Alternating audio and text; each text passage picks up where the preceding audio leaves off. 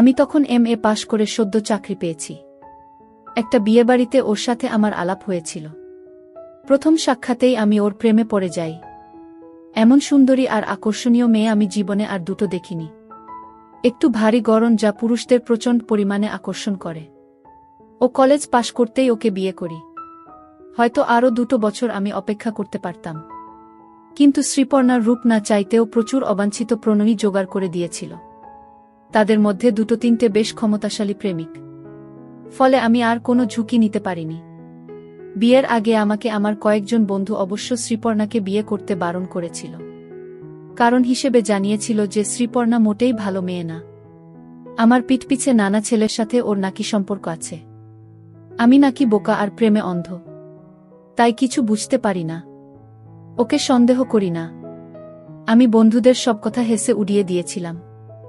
এটা সত্যি যে শ্রীপর্ণার অনেক ছেলে বন্ধু আছে, কিন্তু কোয়েট কলেজে কোনো মেয়ের না থাকে। ওর ছেলে বন্ধুদের সবাইকে আমি না চিনলেও 4-5 জনকে আমি চিনতাম। আমার মনে হয়নি তারা খুব খারাপ পরিবারের ছেলে। হয়তো একটু বেশি বাচালো, কিন্তু উঠতি বয়সে সবাই অমন বাচাল থাকে। শ্রীপর্ণা ওর বন্ধুদের সাথে সিনেমায় যেত, পার্কে গিয়ে বসত, পুজোর সময় রাত জেগে ঠাকুর দেখত, মাঝে মধ্যে এদিক সেদিক বেড়াতেও যেত। কিন্তু সেই দলে অন্যান্য মেয়েরাও থাকত। আর সবথেকে বড় কথা, যখনই কোথাও যেত শ্রীপর্ণা আমাকে জানিয়ে যেত, এমনকি আমার অনুমতিও নিত। তাই ওকে আমি শুধুমুধু সন্দেহ করতে যাইনি। শ্রীপর্ণা খুব আধুনিক মানসিকতার নারী। ওর পোশাক আশাক, চলাফেরা সবকিছুতেই আধুনিকতার ছোঁয়া থাকে। শাড়ি সালোয়ার ছাড়াও ওয়েস্টার্ন আউটফিটস পরে। আমাদের প্রেম করার সময় থেকেই আমি ওর নিয়ে মাঝে মধ্যে। আর বিয়ের পর তো কথাই নেই। টানা 5-5টা বছর ওকে আমি রোজ নিয়ম করে আমার খাওয়ার ফলেই কিনা জানি না শ্রীপর্ণার আরও ভারী হয়ে পড়ে। ওর ফুটবলের মতো বড়বড় বিশাল বিশাল আকার ধারণ করে। ওরটাও খুব ভারী আর বিরাট হয়ে যায়। আগের থেকে অনেক বেশি চর্বি জমাট বাঁধে। তবে হ্যাঁ, ওর সারা শরীর আগের মতনই থেকে যায়। আগের থেকেও বেশি নরম হয়ে ওঠে। আর একটা জিনিস হলো, পুরুষমহলে শ্রীপর্ণার চড়া চাহিদা কখনো পড়ে না, উল্টে বেড়ে যায়। ওর সাথে বেরোলেই বোঝা যায় পথেঘাটে ছেলেবুড়ো সবার দৃষ্টি শ্রীপর্ণার দিকে। আমার জীবন খুব ভালো কাটছিল, কিন্তু রিসেশন হবার পর আমি পড়লাম বিপদে। আমার চাকরি গেল না, তবে প্যাকাট হলো। অফিস থেকে আমাকে অর্ধেক মাইনেতে কাজ করতে বলা হলো। তাতে না পোষালে অন্য কোথাও দেখতে বলা হলো। আমি প্রথম 1-2 মাস অন্য জায়গায় কাজ জোটানোর চেষ্টা করলাম, কিন্তু ভাগ্য বিরূপ থাকলে যা হয় জুটল না। শেষমেশ অর্ধেক মাইনেতেই কাজ করতে রাজি হয়ে গেলাম। এতে হলো কি, সংসারে টানাটানি পড়ে গেল। শ্রীপর্ণা চিরকাল একটু মুক্তহস্ত, পয়সায় টান পড়তে পুরো ক্ষেপে উঠল। আমাকে জানালো এত কম টাকায় সংসার চালানো সম্ভব নয়, তাই ও চাকরি করতে চায়। আমি খুব একটা রাজি ছিলাম না, কিন্তু শ্রীপর্ণাকে কোনোদিন কোনো কিছু করতে বারণ করিনি, তাই শেষমেশ রাজি হয়ে গেলাম। শ্রীপর্ণার ভাগ্য কিন্তু আমার মতো অত খারাপ ছিল না।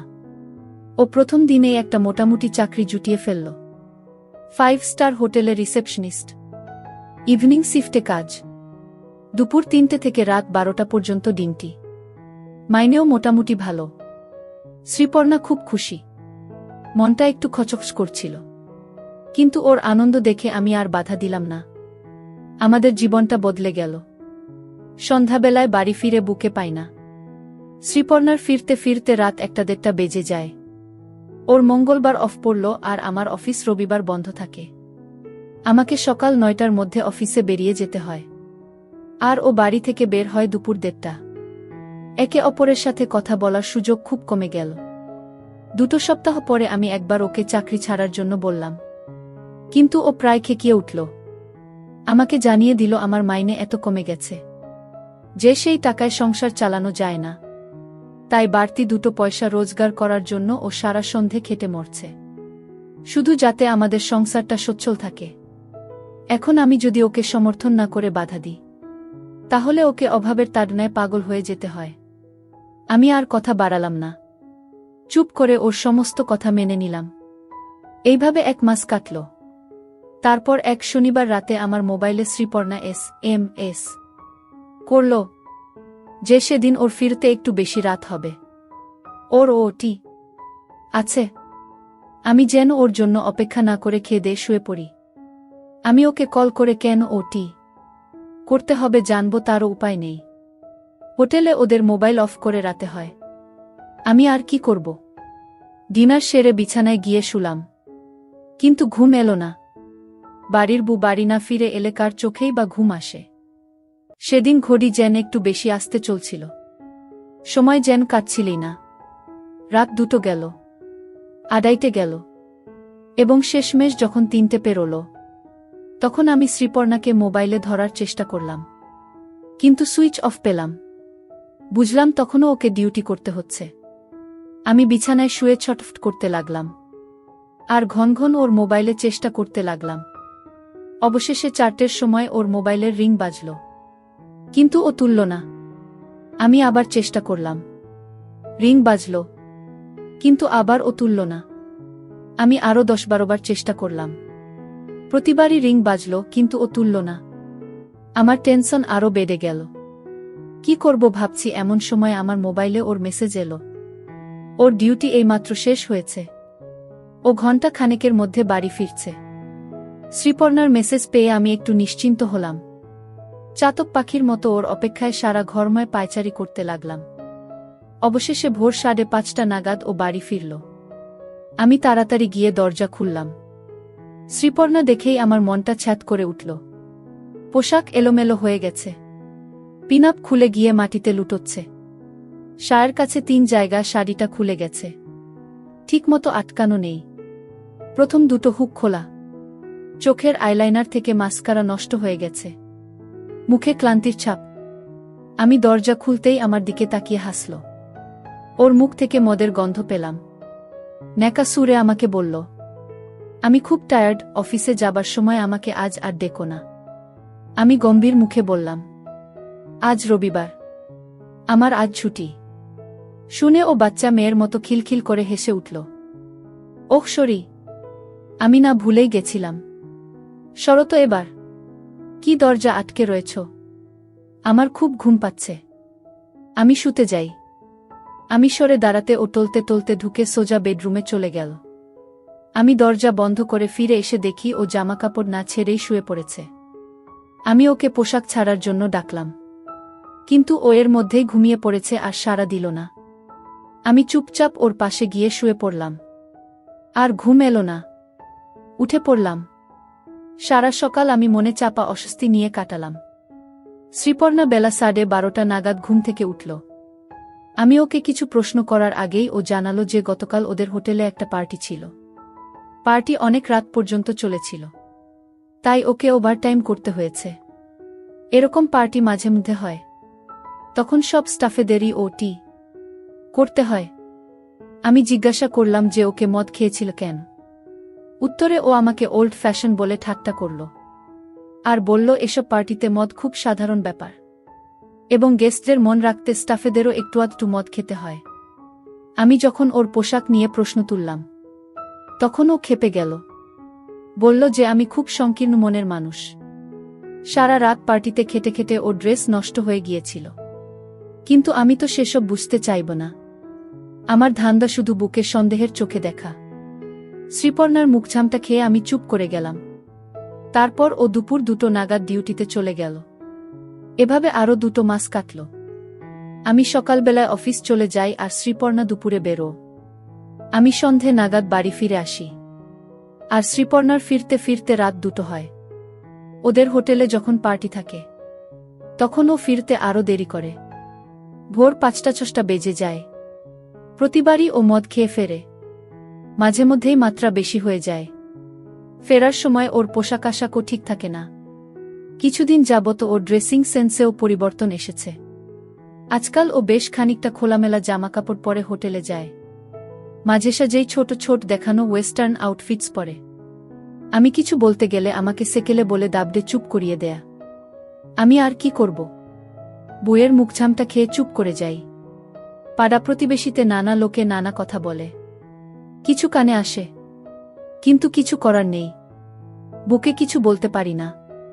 বাধা দিতে গেলে প্রচণ্ড ঝগড়া হয়, আর আমি খুব একটা ভালো ঝগড়া করতে পারি না। তাই সবকিছু মেনে নিই। বুঝতে পারি ভুল করছি, কিন্তু কিছু করে উঠতে পারি না। মাঝে মাঝে নিজেকে ভীষণ অসহায় মনে হয়, এভাবেই চলছিল। একদিন শ্রীপর্ণা আমাকে বলল যে ওদের হোটেল সেই মাসে খুব ভালো ব্যবসা করেছে বলে স্টাফেদের পার্টি দিচ্ছে। স্টাফেদের বর আর বুয়েরাও নিমন্ত্রিত। আমি যদি চাই তাহলে পার্টি অ্যাটেন্ড করতে পারি। রবিবারে পার্টি। শ্রীপর্ণা আগেই দুপুরে হোটেলে ডিউটি দিতে চলে যাবে। আমাকে পরে সন্ধ্যা 9টা নাগাদ যেতে হবে। আমার খুব একটা ইচ্ছা ছিল না, তাও পার্টিতে যেতে রাজি হয়ে গেলাম। কথাম তো রবিবার শ্রীপর্ণা সেজেগুজে দুপুর 2টোর সময় হোটেলে বেরিয়ে গেল।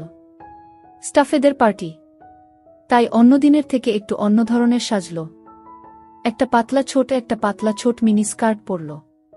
পাতলা কাপড় দিয়ে ওর বোঝা যাচ্ছিল। মুখে ভালো করে মেকআপ ঘষল। পায়ে হাই হিলস পরল।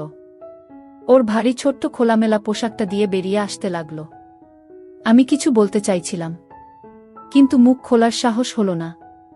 জানি ও আমার বারণ শুনবে না, উল্টে আরও বেশি কোনো ড্রেস টেনে বের করে পরে চলে যাবে। আমার যেতে যেতে দেরি হয়ে গেল। রাস্তায় জ্যাম ছিল। শ্রীপর্ণাদের হোটেলে যখন পৌঁছলাম তখন ঘড়িতে 9:30 বাজে। রিসেপশনে কেউ নেই, শুধু মেন গেটে একটা দারোয়ান দাঁড়িয়ে ছিল। আমি নিজের পরিচয় দিতে জানালো পার্টি দোতলায় ব্যাংকুয়েটে চলছে। আমি লিফটে করে দোতলায় উঠলাম। ব্যাংকুয়েটে গিয়ে দেখলাম পার্টি বেশ জোরকদমে চলছে। জনসাধারণ সবাই অল্পবিস্তর ড্রাঙ্ক, কেউ কেউ তো মদ খেয়ে চুর হয়ে গেছে। ব্যাংকুয়েটের ডান পাশ করে একটা নাচার জায়গা তৈরি করা হয়েছে। অনেক মেয়ে পুরুষ সেখানে। বেশিরভাগই মনে হলো অন্যের বুবরের সাথে নাচছে। আমার বউকে কোথাও খুঁজে পেলাম না, কাউকে চিনি না। তাই ইতস্তত করে এরোর কাছ থেকে শ্রীপর্ণার খোঁজ নিতে লাগলাম। কেউ ঠিক করে কিছু বলতে পারল না। শুধু এক মদ খেয়ে চুর মেয়ে বলল, দেখুন ও হয়তোবা হোটেলের কোন ঘরে গিয়ে কাকে দিয়ে। মেয়েটার কথা শুনে আমি হকচকিয়ে গেলাম। মনটাও ধরাস করে উঠল। যত রাজ্যের কুচিন্তা মনের ভিতর এসে বাসা বাঁধল।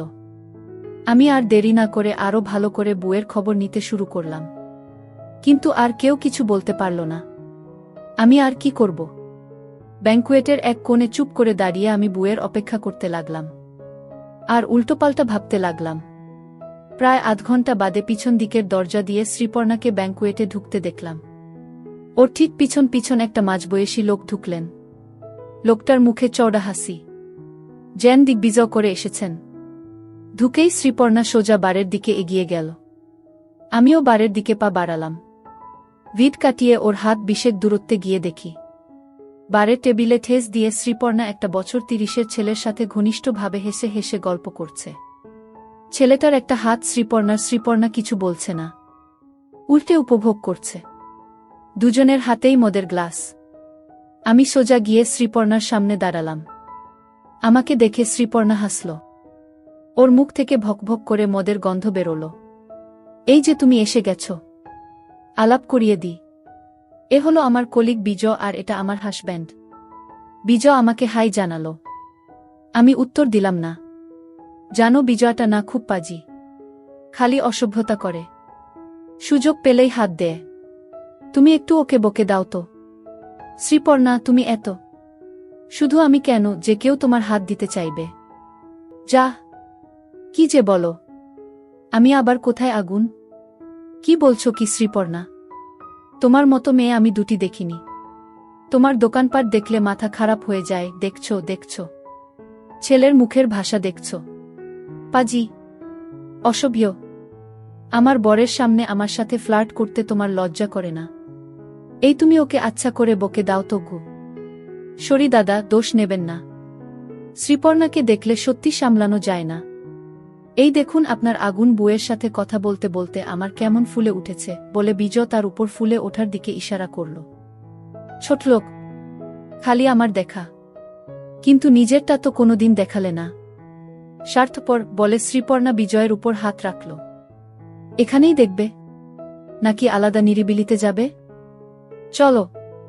ওদের দুজনের সাহস দেখে আমি একেবারে হতবাক হয়ে গেলাম। আমার সামনে এমনভাবে কথা বলছে যেন আমার কোনো অস্তিত্বই নেই। শ্রীপর্ণা বিজয়ের কাঁধে হাত রাখল আর বিজয় সঙ্গে সঙ্গে ওর এক হাত দিয়ে। অল্প টলতে টলতে শ্রীপর্ণা বিজয়ের সাথে বার ছেড়ে বেরিয়ে গেল। আমি ওখানে বোকার মতো দাঁড়িয়ে রইলাম। নির্বাক হয়ে দেখলাম আমার বউ আমাকে ফেলে একটা পরপুরুষের সাথে আমার চোখের সামনে দিয়ে চলে গেল। কি যে করব কিছুই বুঝতে পারলাম না। আমার মাথা কাজ করছিল না। কতক্ষণ ওভাবে দাঁড়িয়েছিলাম জানি না। যখন বুঝতে পারলাম কি ঘটতে চলেছে, তখন আর দাঁড়িয়ে সময় নষ্ট করলাম না। বার থেকে বেরিয়ে সোজা ওরা যে পথে গিয়েছিল সেই পথে পা বাড়ালাম। পিছনের দরজা দিয়ে, যেটা দিয়ে শ্রীপর্ণা ঢুকেছিল, সেটা দিয়ে ব্যাংকুয়েট থেকে বেরোলাম। কিন্তু বেশি দূর অগ্রসর হতে পারলাম না। হোটেলের কোনো কিছু চিনি না। কোথায় যাব?